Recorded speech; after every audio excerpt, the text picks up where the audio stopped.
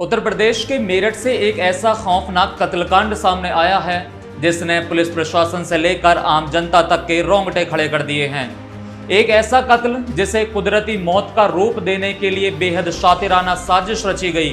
साजिश पति को रास्ते से हटाने की, साजिश जहरीले सांप से डसवाकर हत्या करने की।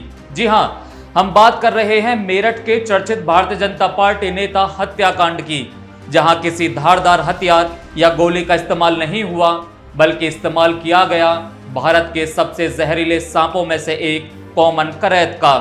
अब इस मामले में पुलिस के हाथ एक सबसे बड़ा सुराग लगा है।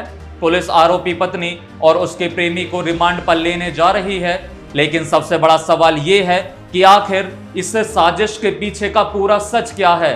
वो डिलीट की गई व्हाट्सएप चैट्स कौन सी हैं जिन्हें रिकवर करने के लिए फॉरेंसिक टीम दिन रात एक कर रही है, और आखिर वो सपेरा कौन है जिसने इतना जहरीला सांप इस खौफनाक वारदात के लिए मुहैया कराया। आइए इस पूरी रिपोर्ट में परत दर परत समझते हैं मेरठ के इस भयानक स्नेक मर्डर केस की पूरी कहानी। नमस्कार, मेरा नाम है राज माहौर। आप देख रहे हैं न्यूज वॉच इंडिया का स्पेशल प्रोग्राम ऑपरेशन ब्लैकआउट।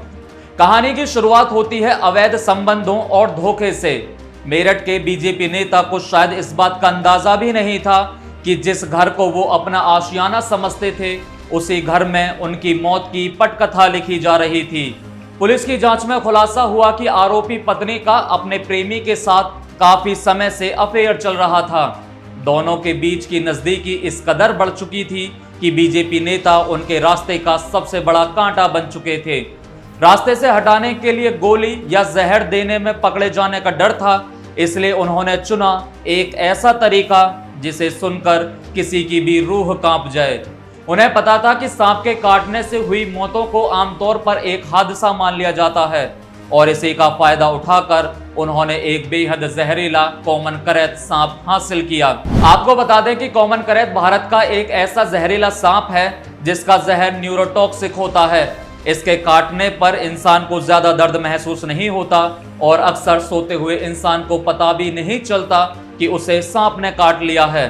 धीरे धीरे जहर शरीर में फैलता है और इंसान की सांसें रुक जाती हैं। वारदात वाले दिन भी कुछ ऐसा ही हुआ। योजना के मुताबिक बीजेपी नेता को पहले नशीला पदार्थ या नींद की गोलियां दी गईं और फिर सोते समय उन पर सांप छोड़ दिया गया। जब सांप ने उन्हें डस लिया तो साजिशकर्ताओं को लगा कि उनका काम हो गया, और पुलिस इसे महज एक इत्तेफाक या हादसा मानकर फाइल बंद कर देगी। लेकिन कहते हैं ना कि जुर्म कितना भी शातिर क्यों ना हो, मुजरिम कोई ना कोई सुराग जरूर छोड़ता है। बीजेपी नेता की संदिग्ध परिस्थितियों में हुई मौत के बाद जब पुलिस ने तफ्तीश शुरू की तो परिजनों के बयानों और घटना स्थल के हालात पर शक की सुइयां घूमने लगीं। मेरठ पुलिस ने जब पत्नी और उसके प्रेमी के मोबाइल फोन्स को कब्जे में लिया तो कई चौंकाने वाले तथ्य सामने आए। जांच अधिकारियों ने पाया कि वारदात से ठीक पहले और बाद में दोनों के बीच व्हाट्सएप पर लगातार बातचीत हुई थी, लेकिन जब फोन खंगाले गए तो अधिकांश चैट और कॉल रिकॉर्ड्स डिलीट किए जा चुके थे।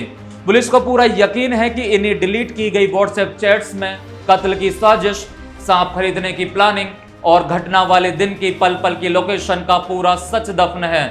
अब पुलिस ने इन मोबाइलों को फॉरेंसिक जांच लैब भेज दिया है ताकि डिलीट डेटा को रिकवर किया जा सके। मेरठ पुलिस अब आरोपी पत्नी और उसके प्रेमी को कोर्ट से रिमांड पर लेने की तैयारी में है। पुलिस अधिकारियों का कहना है कि रिमांड के दौरान आरोपियों से आमने सामने बैठाकर पूछताछ की जाएगी। इस पूछताछ में पुलिस के मुख्य सवाल ये हो सकते हैं। पहला सवाल, इतना जहरीला सांप आखिर कहां से और किससे खरीदा गया?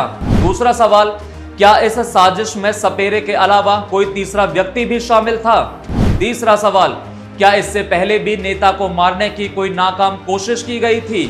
चौथा सवाल, डिलीट की गई चैट्स में आखिर क्या बातें लिखी गई थी? पुलिस की एक विशेष टीम उस सपेरे की भी सरगर्मी से तलाश कर रही है जिसने यह सांप सप्लाई किया था, क्योंकि वन्य जीव संरक्षण अधिनियम के तहत और हत्या की साजिश में मददगार बनने के आरोप में उस सपेरे पर भी गाज गिरना लगभग तय है। इस खौफनाक मामले ने पूरे उत्तर प्रदेश को झकझोर कर रख दिया है। एक तरफ जहां स्थानीय राजनीति में हलचल मची हुई है, वहीं दूसरी तरफ पुलिस इस मामले को रेयरेस्ट ऑफ रेयर केस की तरह देख रही है, ताकि आरोपियों को सख्त से सख्त सजा दिलाई जा सके। मेरठ पुलिस का कहना है कि फॉरेंसिक सबूत, व्हाट्सएप चैट की रिकवरी और रिमांड के दौरान मिलने वाले बयानों के आधार पर एक मजबूत चार्जशीट दाखिल की जाएगी, जिससे कोर्ट में यह साबित किया जा सके कि यह महज एक एक्सीडेंटल स्नेक बाइट नहीं बल्कि ठंडे दिमाग से किया गया कोल्ड ब्लडेड मर्डर था। रिश्तों का कत्ल और साजिश की यह कहानी यह सोचने पर मजबूर करती है कि इंसान अपने स्वार्थ और अवैध संबंधों के चक्कर में किस हद तक गिर सकता है। अब देखना होगा कि रिमांड के दौरान पुलिस की पूछताछ में आरोपियों के मुंह से और कौन कौन से राज उगलवाए जाते हैं और डिलीट चैट्स में क्या क्या नए खुलासे होते हैं। इस पूरी खबर पर आपकी क्या राय है? क्या ऐसे संगीन मामलों में फास्ट ट्रैक कोर्ट के जरिए आरोपियों को फांसी की सजा मिलनी चाहिए? अपनी राय कमेंट बॉक्स में जरूर लिखें।